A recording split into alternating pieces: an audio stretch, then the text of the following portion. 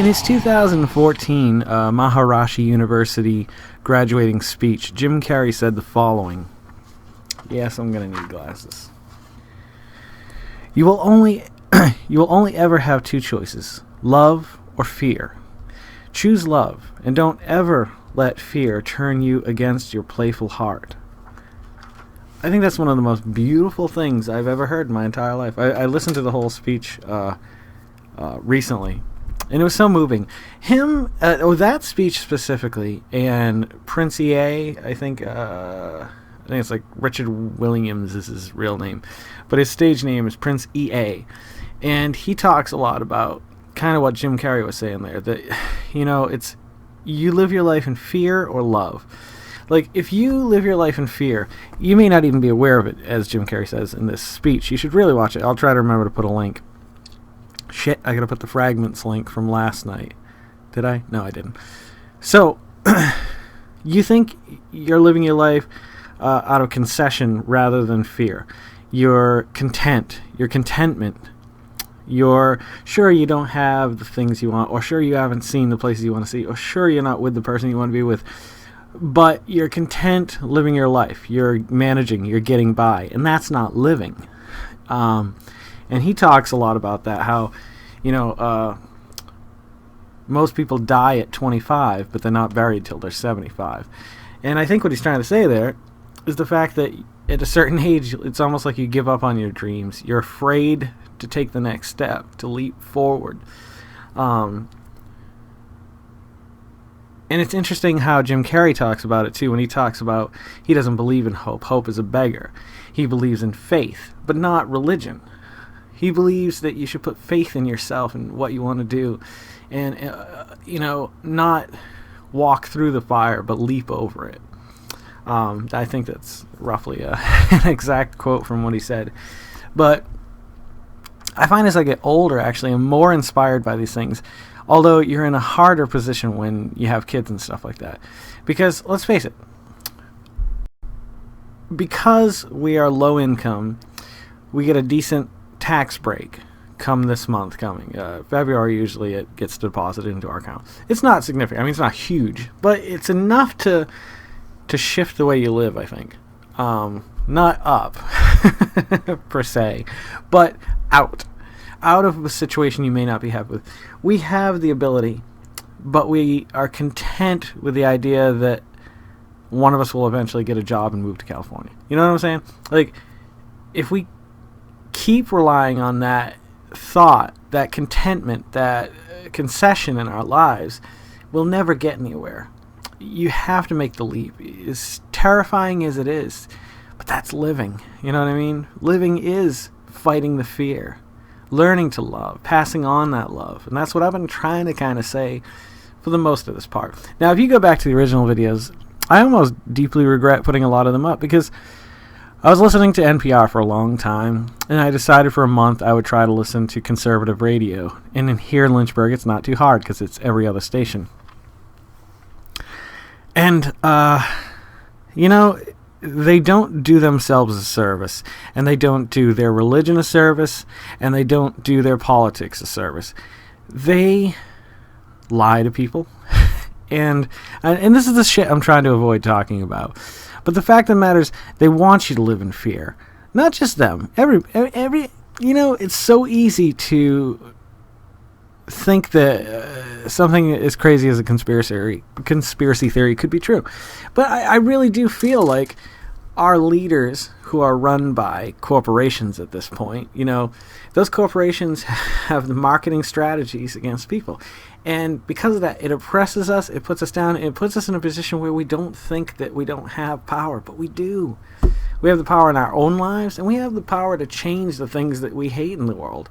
Because I guarantee you, there's more people that hate what they see going on in the world right now than they like. Now, I try to see the good in the world. I try to see the people's, the people's, sorry, the people like Matthew Silver, who is spreading love and joy and laughter. I think about Gil, who works at Walmart, and how happy he makes my day every time I go through his line. I think about Danny Givens, my boss, and his family, and how wonderful they are to the community, to the people who come into the store, to the people that they take into their lives. He and Sarah and Sylvia, I mean, those are the three that I've really gotten to know through the years, and their kids, are beautiful people. If you live in the Lynchburg, Virginia area, and you've never been to Givens Books and Little Dickens, you should get your ass down there right now. Seriously. Knock it off.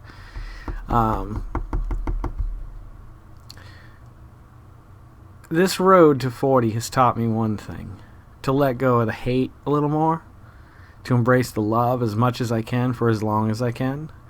And to move forward in giant leaps. Now, you may not have seen giant leaps over this year, as in things that I want, like moving to California or moving to Switzerland or just doing something different.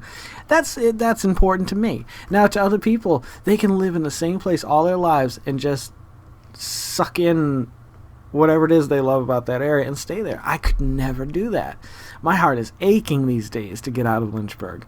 And it's not a faith thing. It's my heart telling me that, or at least who I am telling me that if you ever plan to take a step forward doing something like this, or doing art, or doing writing, you're not in the right spot. Like, this isn't where you're supposed to be. Even for your own family. Like, I feel that inside myself. I feel like I'm doing my family a disservice by just anchoring them here. Like, I want my kids... I used to hate when people would move their kids around. But if you homeschool your kids, which you have your own opinion on, I'm sure, whoever you are, it gives you the ability to move around.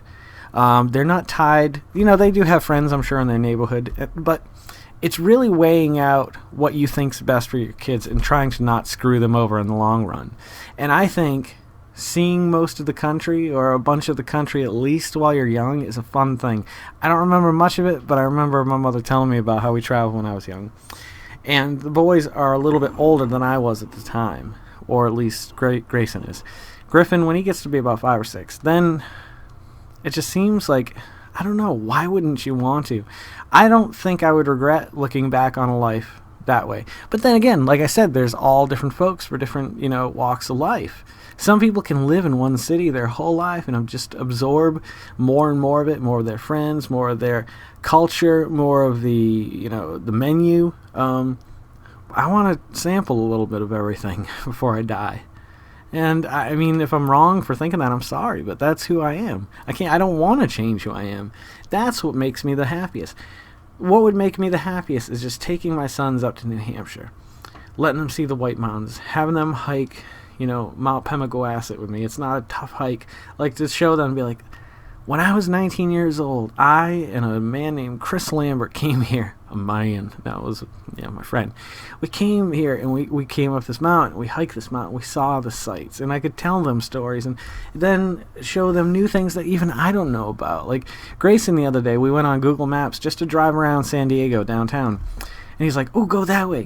What's over there? Like, he was really excited about it. And I think that adventurous spirit, the traveler within him, I think it's the same fire that burns in me burns in him. I could see it in his eyes. Like, he doesn't get excited about a lot of things, usually like Minecraft, and well, he does get excited, but when we did that, he really, like, there was a desire to see the foliage that doesn't exist here. Palm trees, tall palm trees, and feeling the West Coast breeze on your face and seeing the tide breaking over the shore, and just, the beaches on the East Coast are okay, the ones that I've been to, and I've been to a lot. Virginia Beach, Scusset Beach, Newport Beach. I've been to the Cape Cod. I've been all around the Cape. And it just looks, even in pictures and videos, the West Coast just seems like a more beautiful place. I don't know what it is. I don't know. What do I know? What do we all know? So what are you going to do? Are you going to continue to live your life in fear and mask it as content? Or are you going to live it in love and make those leaps over the fire? Either way, you got to do what's right for you. Maybe it's not your time. Maybe it'll never be your time. Maybe you never want to take that leap, and you're content with being content. And that's fine if that's what you want. For me, it's not enough.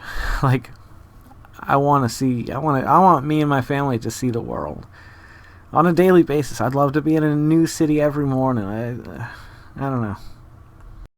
Or a new country every morning. But living in fear isn't going to get you there. So you got to be willing to take those risks. So ultimately, it comes down to the end of the day, when you rest your head on the pillow, did you make the right choices to move forward, or didn't you? I'm not here to judge you, man, or woman, or anyone. I'm just here to say, there's a whole other world out there you might be missing because you're content.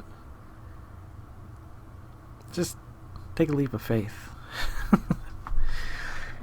Thank you guys. Thank you guys for always coming back. Hey, I got some really cool guests. I have a cool guest coming up. My friend, Alexander McPherson, I call him Xander. He is taking these leaps absolute leaps. God bless him, or Buddha bless him, or whatever, or Gesundheit. And his character on the AMC series Turn, he went from one episode the first season, they brought him back, and they're expanding his role in the second season. Now, I mean, that's awesome. I am so happy for him. Like, he's doing exactly what he's supposed to be doing, and what he wants to be doing, and what makes him happy. He's going to come on here.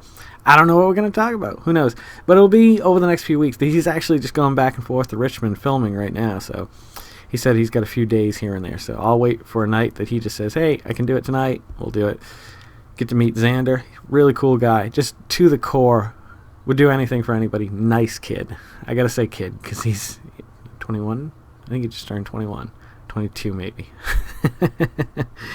Jesus. I'm literally old enough to be his dad. Easily old enough to be his dad. Like, at this point in his life, I'm old enough to be the grandfather of his children. Holy shit, what happens? Life disappears so quickly, my friends. That's what I'm saying, live life to the fullest. And love every moment of it, because you never know when the last moment's going to come along and just stab you in the heart. Bleed you out right there on the sidewalk. Some guy rifling through your wallet. Not a pleasant thought. I'm sorry. I hate that message. Well, I love the message. I hate the way it's relayed, because I'm not trying to fear anybody into living their life to the fullest. I'm just trying to say that accidents happen. You know what I mean? Get out of here. It's been a rough day. Found out it's going to be about $500 to fix Carol's van. Two pieces are broken, so taxes cannot come quick enough this year. We have to fix her car. I used to buy a used car or an inexpensive new car, really inexpensive new car. Trying to keep that under about $7,000 in payments, or maybe $3,000, $4,000 in cash. Yikes. I'd like to get a truck or a van or something. I like being higher up. I've always loved driving that. Bronco 2 was my second vehicle. And it wasn't as big as the Bronco, but it was high enough, and the windows were so big in that thing, you could just look around and see everything. I felt so safe and so comfortable driving it. That's all I got, folks. We're winding down, aren't we? 45.